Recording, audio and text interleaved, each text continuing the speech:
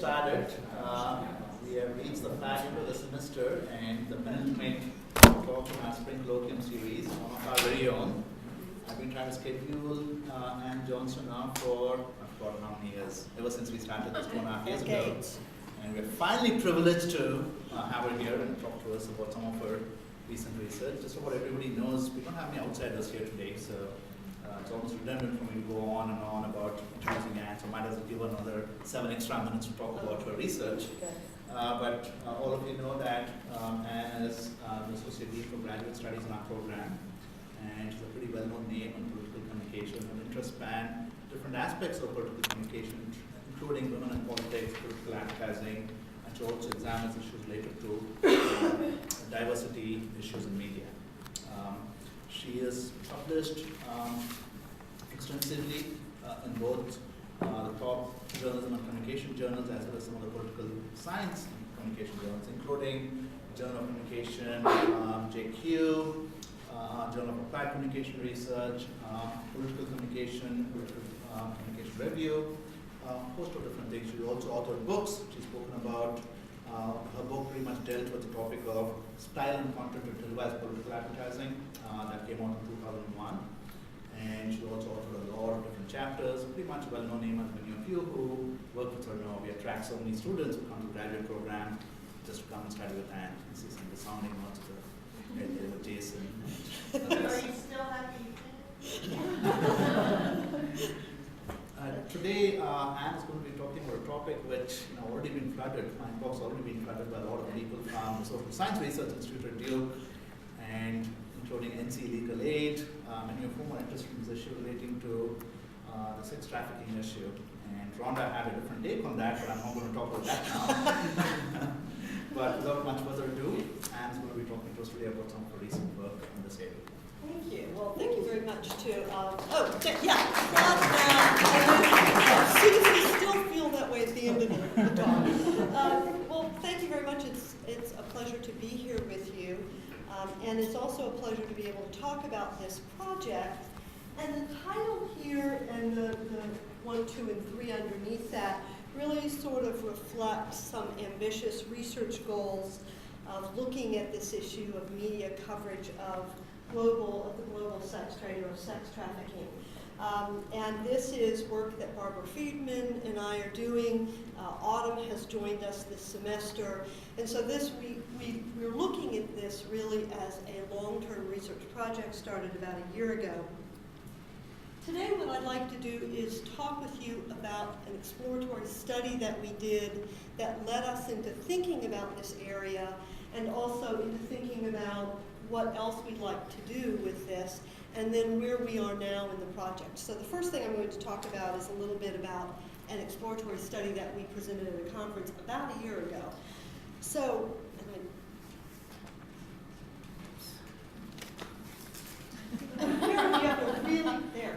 a little, probably like you, when Barbara and I first began thinking about doing research on this issue, we did not know about this issue.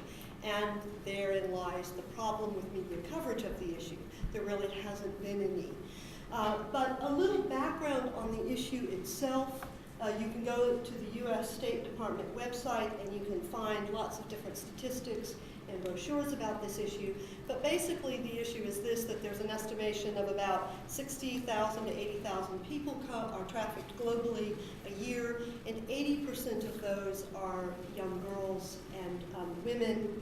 There are really no solid figures in terms of coming into the United States, but it's about 15,000 to 17,000 are trafficked into the United States. And about 23% of that, or about a quarter of that, come into southeastern United States, which is one of the reasons why the Carolina Women's Center and several other North Carolina organizations have become very interested in this topic, because it is a topic that affects North Carolina.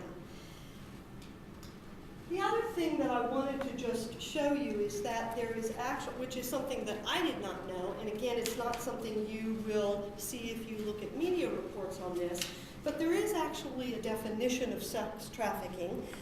It's not clearly in a nice little sentence or narrative here, but this is from the UN website where they try to say this is how we define human trafficking. And it's something to think about, and it was interesting to me to find this because, again, this is not something we see covered in media about this issue. There's actually a definition of it. There's lots of information about it. The UN has lots of resources, but we typically don't see this covered in media when they're talking about sex trafficking. One of the things let me point out here, because it becomes important in how media cover it and how some of the difference in suggesting to reporters how they might cover it, is that according to the UN, if you need to have one thing from each category for trafficking to exist. In terms of ways and means, in the case of an adult, victim consent is irrelevant if there's one thing in that ways and means category that exists. So if it doesn't matter if the woman agreed to come into the United States because she thought she would make money by selling herself or having herself sold into prostitution, if there was any abuse of power, any deception, then that's considered trafficking. And again, that's not something you typically see in media coverage of this issue. So that's a little bit of the background as Barbara and I were thinking about or looking at this issue. The way we became involved in this is that about a year ago, the Carolina Women's Center was having a conference that was going to focus on North Carolina and sex trafficking.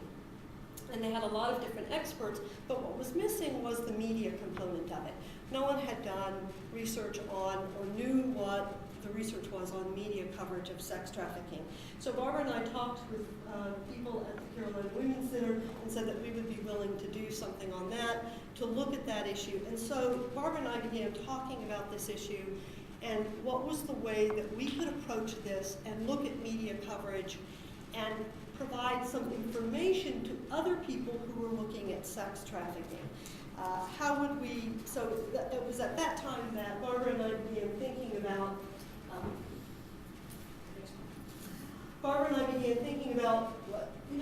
we don't know that much about this topic, but what might be the approach that we would take if we were trying to explore this topic, at least as I said in this exploratory study that we did, what might be some of the assumptions that we would make, and was there something theoretical that we could look at that might cover a study of media and how it portrayed sex trafficking.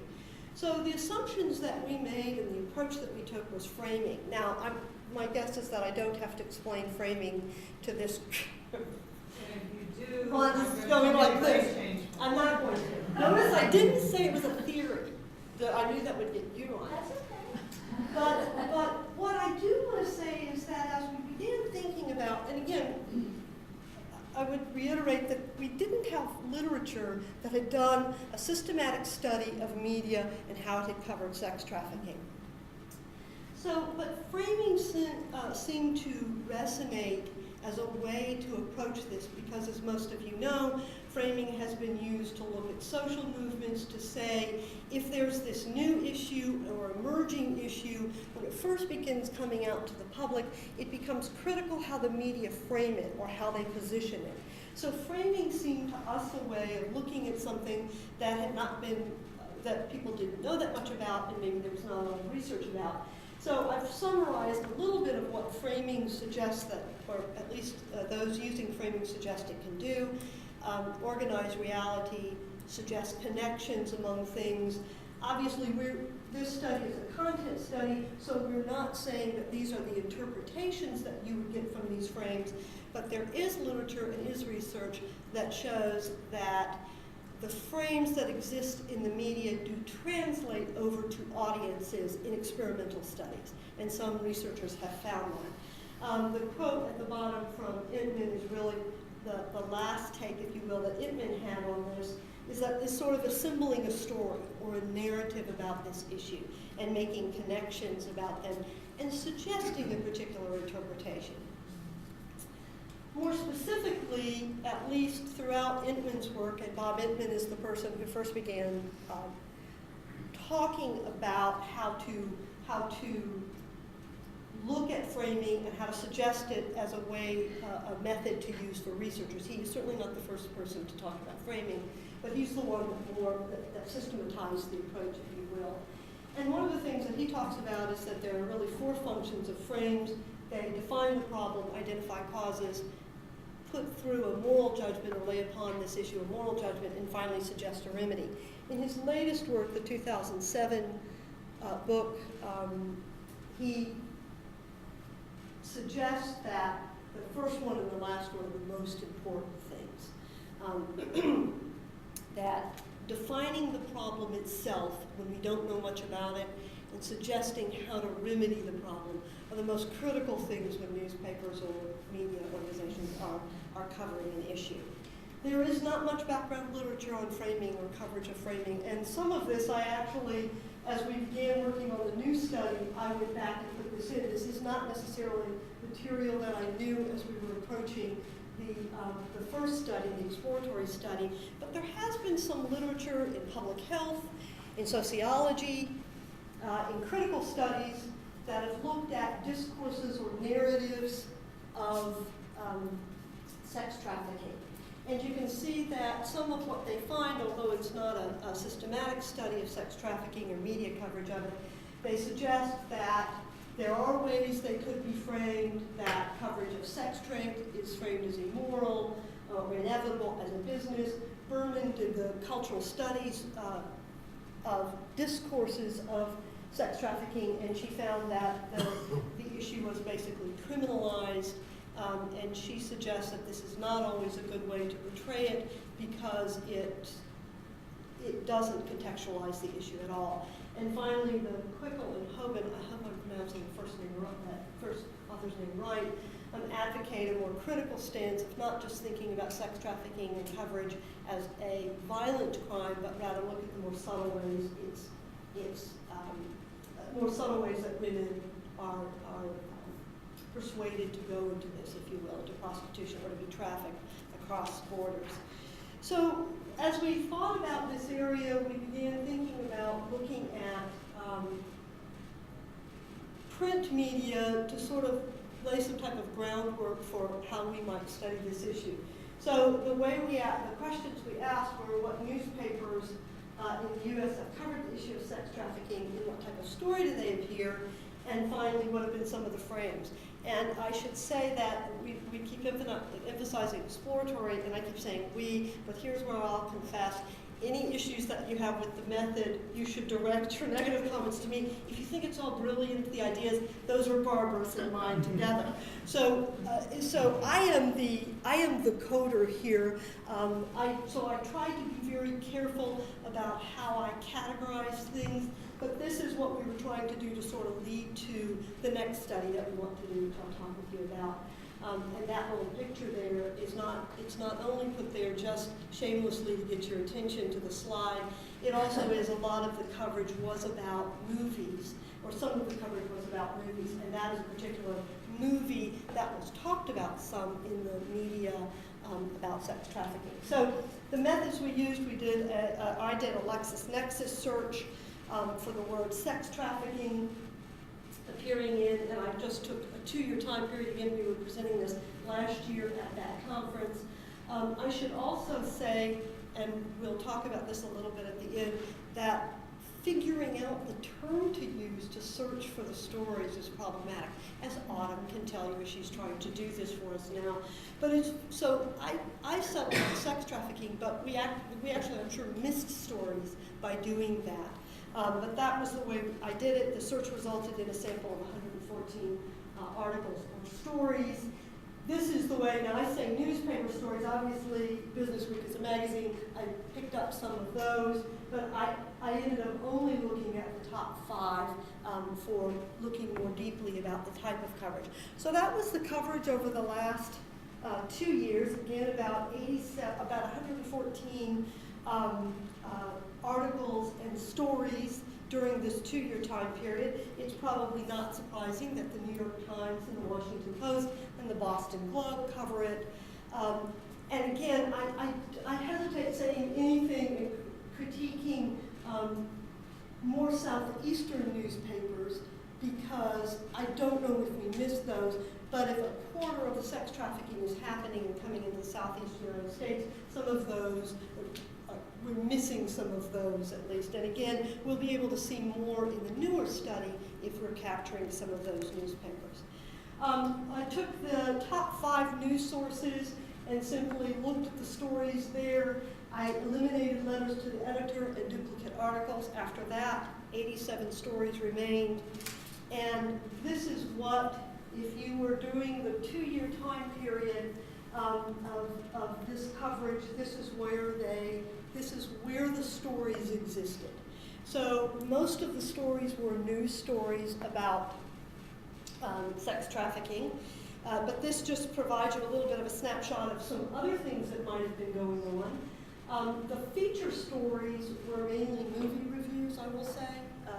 So some of them where they were talking about the movie Holly, where they were talking about some other movies, or they were talking about the actors or actresses of all the movies. Those were featured. News briefs would have been things like if there had been a larger story about it, and then perhaps 2 weeks later you had a news brief that said this person was convicted of sex trafficking. So it was just a follow-up. The commentary, you'll see in the next couple of slides, I did not analyze those for frames, but as Barbara and I looked at some of these are the most interesting stories, if you will, about sex trafficking. These are the most interesting coverage of sex trafficking. They can be the most emotional, they can have the most detail, but I didn't include those just to look at news frames. Some of the commentary was very interesting about this issue, from how we were not doing a good enough job in combating sex trafficking to a columnist writing about how he had gone to Cambodia and purchased 2 little girls so that he could then give them back to their family, and readers then were writing in and wanting to do that. So very involved. So, but those I did not look at, but I did want to show you sort of a snapshot of what. Did you letters to the editor? No, eliminated those. Eliminated letters to the editors. Yeah. So the news, again, from these news articles, my sample keeps going down because I'm trying to be sure, because I'm the person coding these, in order to think about how this presentation for the conference last year, but also, do we see frames that we then could use for a follow-up study, which is what we're doing now. Sex trafficking was the main focus of about 25 of those news articles. There were about 45 news articles about sex trafficking, and sex trafficking was the main focus of 25 of those 45 news articles. And what do I mean by main focus? In order to be very conservative, that I had chosen a story where I thought it would be rich in terms of how it covered sex trafficking. Sex trafficking was covered from beginning to end. A story where I would say it was not the main focus was something like a story on legislation that was about to be passed, and at the very end of the story it would say, and X amount of money will go to combating sex trafficking. So sex trafficking is in that story, but so my estimation was it wasn't the main focus. Or a story about the First Lady going to talk, going to a conference and speak internationally at a women's conference, and there were details about the trip and about the conference, and at the end there was something saying she will be addressing the issue of the global sex trade. So again, sex trafficking is included in that news article, but is not the main focus. So I ended up with 25 articles in which I began to look at these more closely. What was the frame? How was it covered? Trying to think back about, apply some of Edmund's categories here, and to think about would framing work here as a way to approach this, and did it seem reasonable then to do a larger study using these, and I think it is. So where sex trafficking was the main focus of the story, these were the frames that came out. I would say too that this resonates with past research about this issue, that sex trafficking tends to be covered as a criminal activity, as a crime, or it tends to be covered in the frame of politics or legislation. There's a little bit of a frame in terms of global human rights. And for some of the stories, there was no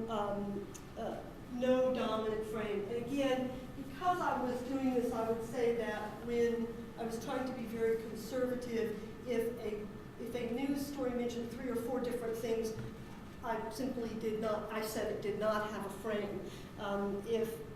As we think about this and code and use intercode reliability and all that, to look at this, I would be more confident including some of those other articles in there, but I really wasn't unless I felt like it was throughout the article.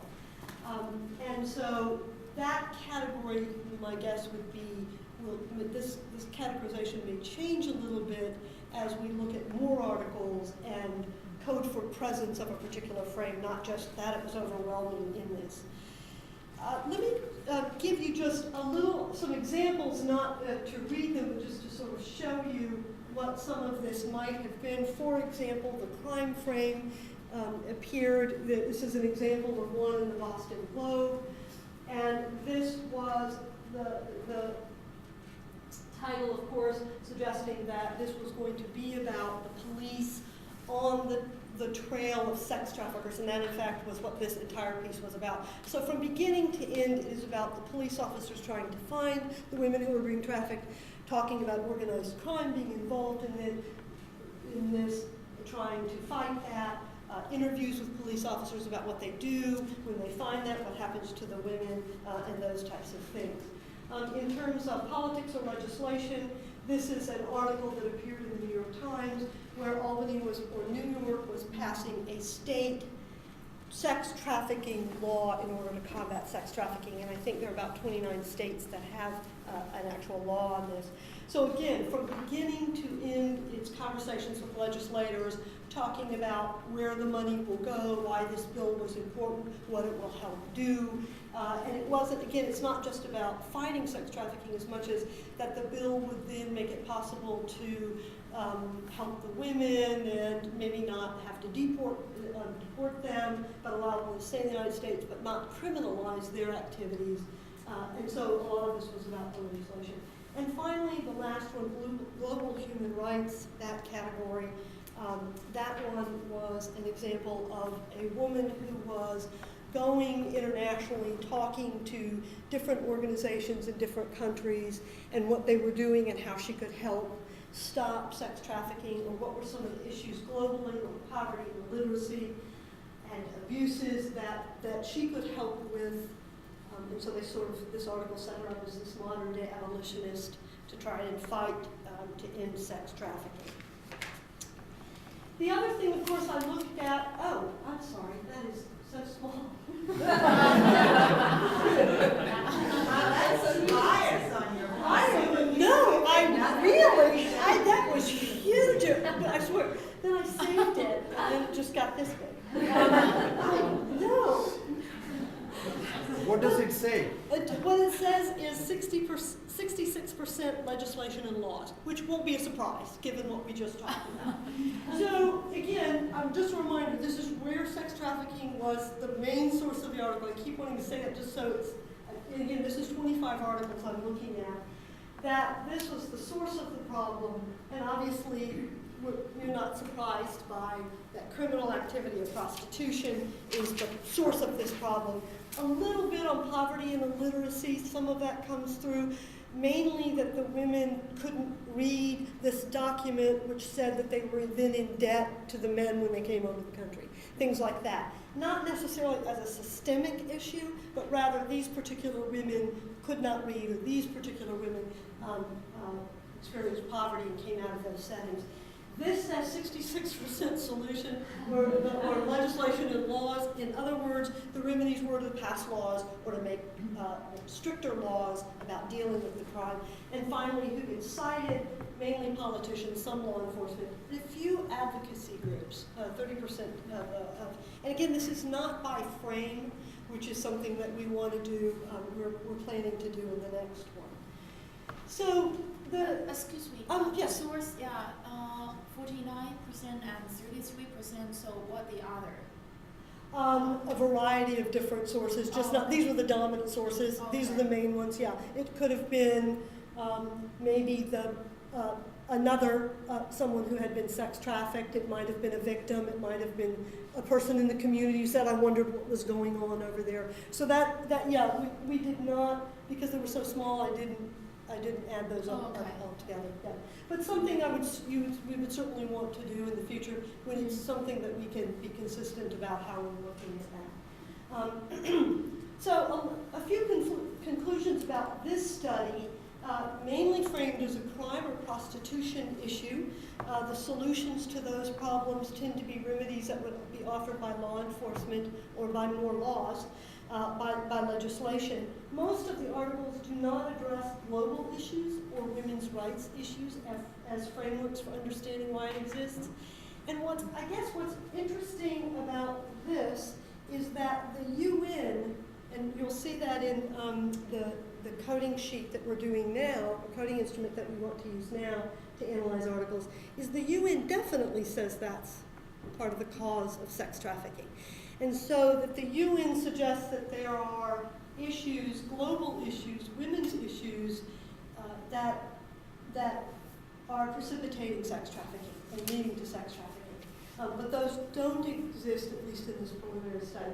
A few articles mention health issues or supply and demand. That is, the reason there's sex trafficking is that people will pay for it. So if you criminalize that, you may stop sex trafficking. And finally, there's no real overall, at least in this preliminary study, there's no real overall context provided for understanding this issue as it might be tied to human rights and global issues. Rather, the articles tend to be focused on an event. And there were some other issues that came out here. I wouldn't call them frames, but they were other things that were raised in the articles that we're interested in looking at more systematically to see their presence in different articles. And they are things that I think may become or may be seen as being counter frames, things that are sort of resistant to the dominant frames that we see that are there. And some of them are things like, some of the issues that were raised in some of the articles were things like sex trafficking is not really such a large-scale issue. The U.S. Department of Justice has overestimated sex trafficking. It's a mistake to allocate national law enforcement efforts to prevent sex trafficking. And finally, that some of the women choose to be prostitutes and they're not really sex slaves. So some of these issues you can sort of see making their way in the frames. They're not linked to any particular source. There's sometimes a reporter would say, some sentiment is that, or this one person believes that. But it was interesting to see them sort of, they do go throughout some of these articles as the other side, perhaps, as another side.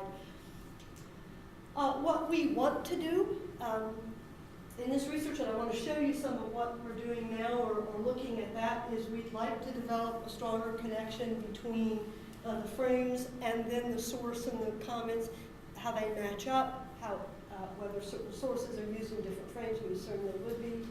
Obviously looking at more articles, comparing U.S. with international news media, considering other sources, including popular culture, and finally testing the effects of different frames. We are interested in that because this is an issue not many people would perhaps have prior knowledge about or maybe even feelings about. That if you framed it in a particular way, you might in fact influence the way they want to do it. So those are our lofty goals. Here's what we're actually doing. We've applied for, so I thought I'd confess it. So I've applied for a University Research Council grant, which is what we would like to do is this content analysis and qualitative textual analysis of 10 years of U.S. and international print and broadcast. And we're starting to do that now. We're working on that now. Barbara has applied for the Basket Ross Award, which is a faculty development award. And we want to expand to include online media, foreign news, and popular television. But, and part of what's very important to us is also to provide a website, a web-based resource for responding to the problem of sex trafficking. One of the things that we would like to do is there does not seem to be one good resource for reporters to go to when they're trying to get information about sex trafficking. There's lots of different sources, I think. We've seen websites, and you could certainly go to the U.S. State Department or the UN, but there isn't one good resource that talks about or pulls all of this together or gives them the advocacy groups or the law enforcement who've been dealing with this or the people in the Department of Justice who've been working on this. And that's something that we would like to see come out of after we do the content study and see what's out there, that we would like to provide and be able to do. So we both have our fingers crossed about getting those grants. The other thing we've done is talk with the Office of Research Development, and they have been very helpful in identifying other people on campus who are doing some similar work, both in public health and in social work, and even some people who are interested in the law school who are doing some of this work. So it seems to us to be right for grant work, but also for interdisciplinary work. The study we're working on now is looking at all newspaper coverage from '98 to the present, just to test out the coding instrument. Why 1998? Most of the literature suggests that while there had been coverage of sex trafficking before 1998, that this 1998 New York Times article is what really pushed coverage and pushed the exposure of sex trafficking, and media began to pay attention to it. Other people began looking at it. We don't know that for sure. We just have seen that in other literature saying the New York Times article in 1998 really put this in the forefront. And this was a report about trafficking of Russian women, Ukrainian women into the United States. But here's the interesting thing. If you use the term sex trafficking and search from 1998, you don't get that article. So that's why we're still struggling with what the terms are that we should use, the terms to look at to look at sex trafficking. And so Autumn very nicely made up these next slides, which I really appreciate. So we had just looked at, but you notice the 1998 article doesn't appear, and that's the one that everyone said sort of started it. So we missed it with the keyword search. But this is just, if you look at the words sex traffic or sex trafficking in all U.S. newspapers, this is what you get. I don't know why there's a spike there. I don't know. This would be interesting to see if there were conferences and things like that that are happening along the way, or maybe something got a lot of publicity because of a particular case or a particular piece of legislation. Yeah, sure. Do you have any data on whether this is also correlated to an increase of the mention of the term sex trafficking or sex trafficking in other media? I don't have any data in terms of that. Yeah. Yeah, that's a good. In other words, that the movie came out and. Sites to work with that. And one of the things that we see is some kind of chain reaction, so you get more coverage on this, so that's reported more in newspapers as well as other media. So even a pop culture movie can. Well, and the next, I hope I didn't, by the next slide, I hope I didn't ruin it by the way I saved it.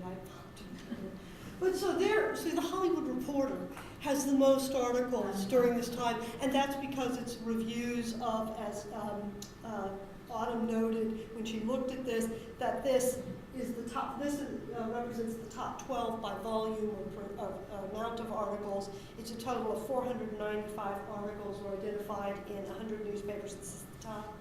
If it was something like if you put the term sex within one word of the term traffic, you get something like 2,000 articles.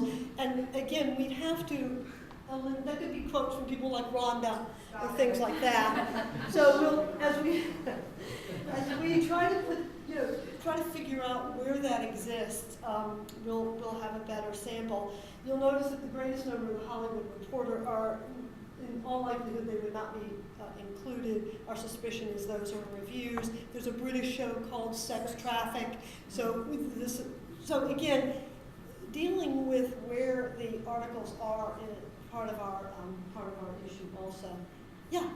I've noticed in watching television, which I don't do a whole lot of since grad school, that crime shows, CSI, Bones, whatever, always seem to include a storyline about sex trafficking every once in a while. So are they showing up in terms of summary articles? Could be, absolutely, could be, yeah. And of course, what we realize is we have this wonderful lofty goal to look at popular culture and the amount that we would be looking at there. Which is why we need money. That's why we're asking.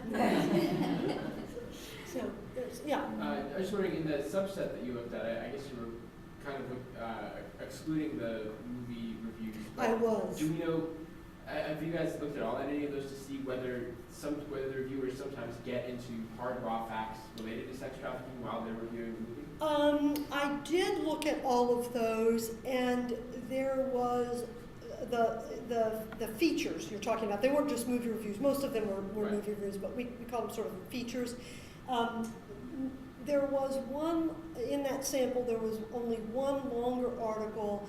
It wasn't really about sex trafficking, it was about making the movie trade, how important it was that this issue get out. And it was talking about trying to find a particular girl to play the part of the young woman. So it was fairly long, but you did get a sense of the issue of sex trafficking, but maybe in a sentence or two. But it was longer than just I thought this was a good movie. You sort of, yeah. Did you, in this, were you looking specifically at sex trafficking? Did you broaden it all to human trafficking? It was sex trafficking, yeah. Narrowed it to, yeah, right. And the last thing I would love to show you, if I can get on here, is the coding instrument we're using to show you where some of what we're doing now, we're trying to put on this, and I think we can start as soon as we separate out some of those. Should I disable this? Just close it. Just close it, thanks. And so this is, we're doing this on Qualtrics, and you all know I didn't put this on Qualtrics. I did the coding instrument, but Autumn put it on Qualtrics. So that's right. Can Autumn work for me next Yeah, no. As long as I can make the decisions. So this is what we're sort of looking at here, and would love feedback about how we're doing this. We're sort of shamelessly putting this out so that we can get feedback. But we start with some of the same issues that we were talking about, and then we also go into, if it refers to an international aspect, some of the types of issues that are there. These are some of those counterframes I said we saw. Things like, you may not be able to read, sex trafficking is not really such a large-scale issue. The government and others have overestimated. We just want to know if that's in there. We also saw, since we saw a lot of things about an event versus a context that we would code for, whether it was episodic or thematic, and defining what that means. And then this is who gets quoted, and whether they're the first source. And down here, this entire list, just to show you, this is actually the list that the UN has of what they say are the causes of sex trafficking, why this happens. And there are things like economic policies of globalization, sex industry is becoming more globalized on the internet, women's inequality and economic dependence on father and husband and male leaders, commodification of women's bodies and sex acts. I mean, the UN actually has a list, and so we thought we would systematically see if in fact reports are picking up on that, or if no cause, or if there's other causes looked at and where they're coming from. I don't want to restart. And then finally, we're looking at, because again, we're trying to apply Itman's sort of the problems and the solutions, consequences. These are there consequences mentioned, and what types of consequences? Autumn is obviously, because she's in health communication, has particularly become interested in some of the public health issues, and there is some framing of that going on in the news articles. So Autumn is interested in put some of these in, and then what are the remedies for this problem? Increased punishments for the traffickers, legislation and policy changes trying to capture some of that. And I think that would be so it would, so thank you. Anyway, that's, if you have any suggestions at all for as we go forward on this research, Barbara and I ought to welcome any comments you have about it, or what we should do in a different way, or well, as we begin coding, what else we should do. Yeah. I think the notion of a counterframe and exploring that in some detail is promising, because you've got a topic here that I wouldn't have anticipated there being a pro and con to. I mean, just thinking about it, how many, all jokes about having sex in cars aside, who's going to be for sex trafficking? Yeah. But then there is the political issue of, is it a big enough problem that we need to be putting resources to? So it's going, where is the counter coming from? What kinds of sources? And so you've got your sources, who's quoted, but maybe look at expert, non-expert, political, there is such thing as non-political source. I think it's interesting to look, just looking at GLBT issues. I'm always interested in what kind of sourcing is there and where's the opposition coming from, and so I think, but that's a little more of a qualitative issue, I think, to look at, and I can get that through just punching some numbers, but to be able to discuss those counterframes. But I think we want to do that. I think we want to do the qualitative part of it too, which would be the second part of what we do once we do the number crunching. But we definitely do want to look more deeply at some of those stories and look at some of those sources, so I think that's definitely possible. I do think it's interesting to see the counterframes, and they're fairly powerful counterframes, particularly if they have to do with what, as I saw it, was about that the woman was consenting to it. So what's the difference between, I'm showing some names to a prostitute and one who's being sex trafficked? Well, there may not be a difference at one point. So in other words, prostitution counts as sex If you notice with the UN, sort of the result of sex trafficking, one of the results might be prostitution, pornography, servitude. Even legal prostitution, like in outside Vegas? Yeah. Oh, there are the some of the columns that we were talking about, the editorials, have to do with that exactly in Las Vegas. Some of that those women are trafficked. Yeah. So, just a comment. Okay. Yes. And how do we access the scoring instrument? I'm sorry?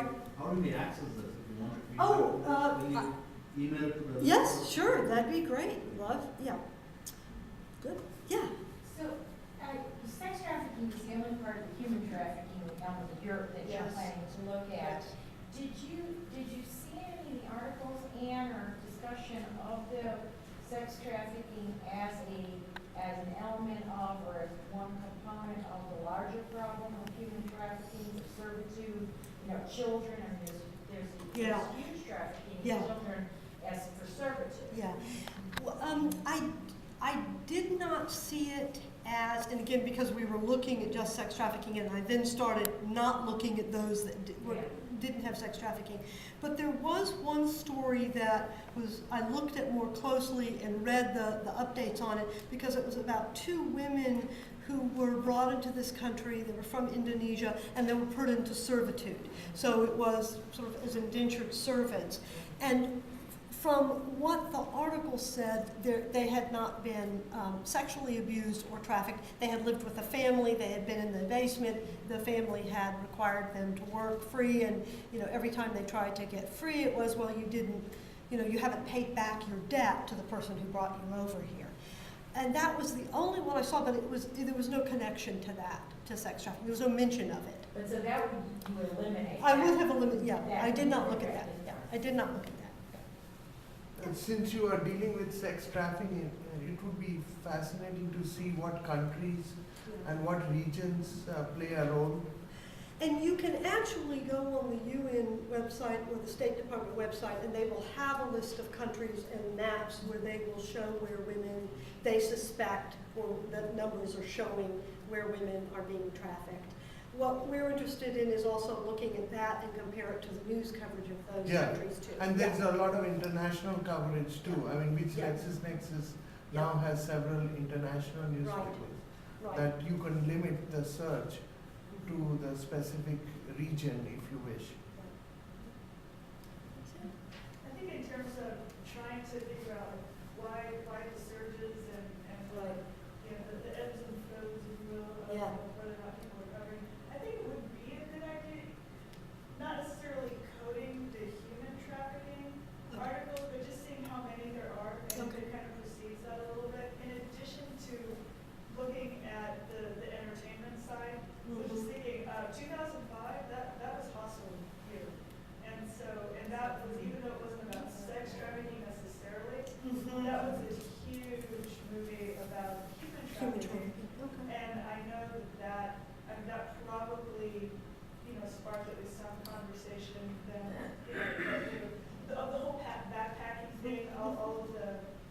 all of the emails that started going around about, backpackers are missing and don't stay at hostels and all that stuff, that came around, which led to, Yeah.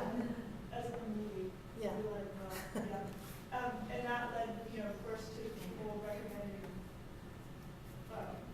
news articles, off of Google, and so that kind of stuff. Since we already know that seems to breed even more stories about that kind of topic and related topics. It seems like whenever there are little blips that sort of become fodder for pop culture kind of stuff, and that would probably lead to actually legitimate articles. Okay. Just in terms of Well, and I think it would be also interesting to compare the coverage of the issues of human trafficking and indentured servitude versus sex trafficking. Because the sex trafficking articles there's lots of, you always get a debate about it, there's some, the women typically aren't quoted as sources in there, but there's lots of debate about whether it's really, did they really come here on purpose, are they really trafficked? Are we criminalizing it by then deporting them? A lot of the literature suggests that it's immigration policies that are causing some of this to happen, and that if we criminalize it, it will cause the immigration policies to become even more restrictive and things like that. So it might be, just comparing that to coverage of human trafficking and some of how they're covering it would be interesting also. Yeah. You could also relate it to public salience. So if you use the website trends.google.com, you can see if there's a relationship between the number of news articles on the subject and the amount of online searching that people do using the same keyword. Yeah.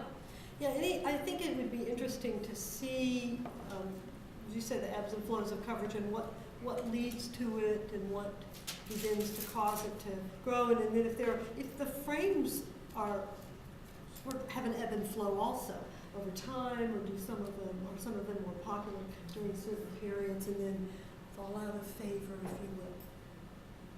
Yeah. It seems like this study started with the Southeast, and it clearly you didn't find the coverage or the amount of coverage that you were looking for. So will some part of this research then you'll survey or interview editors and reporters to get some sense of why they're not covering this issue versus other issues, or is that not an interest that you have? No, it is. It absolutely is. And it does, I think, particularly as we work with the Carolina Women's Center, as we're, things that they're asking us to do or want to be partners with us, they're very interested in what's going on in North Carolina. And so I think a lot of what they're looking for in terms of grants, there may be special, smaller projects that they would invite us to be part of because of the North Carolina connection and to look at that. To that end, you might look at where their copy's coming from too. If it's local copy or if it's wire copy. Because then because there might be a story that's generated by AP, and it'd be more interesting to know if it is from AP or if something in the Atlanta Journal-Constitution is homegrown. Right. Or at least if they add some of their own data to localize it. To see. Because if you want to address regionally what our region is doing, but you need to know whether it's local copy or syndicated. Particular newspapers, right? What are the groups at the international level that are advocating? There are, there's some things called things like Safe Harbor. There's a group, it's UNICEF, UNESCO. Those are some of the international groups. And then there's some specialized groups. I'm trying to think if it's Women United or something like that that looks at global trafficking of women internationally. And those are the international groups. They're basically working out of the UN. But then if you look regionally, there are some smaller groups.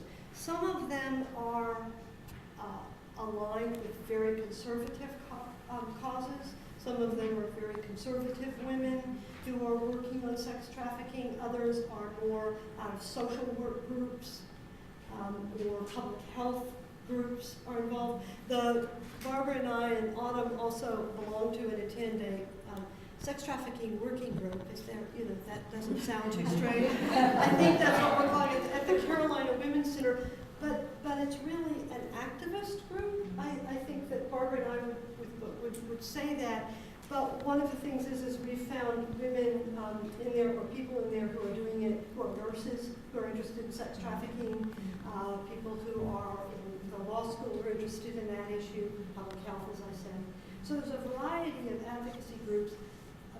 Not many of them get quoted in stories, though. That was my question. Exactly. No, they don't. No, they're absent. Their voices, they're not absent. I wouldn't say that. But they are certainly not as prevalent as lawmakers or as prevalent as law enforcement officers are in the offices. But isn't this similar in other issues, in other issues? Well, I think that there are some studies that I've read that don't have to do with sex trafficking, framing, for example, issues like poverty in the environment, that nonprofit groups don't get quoted as much as. Right. Yeah. So, yes. No, I don't know of any for this particular topic.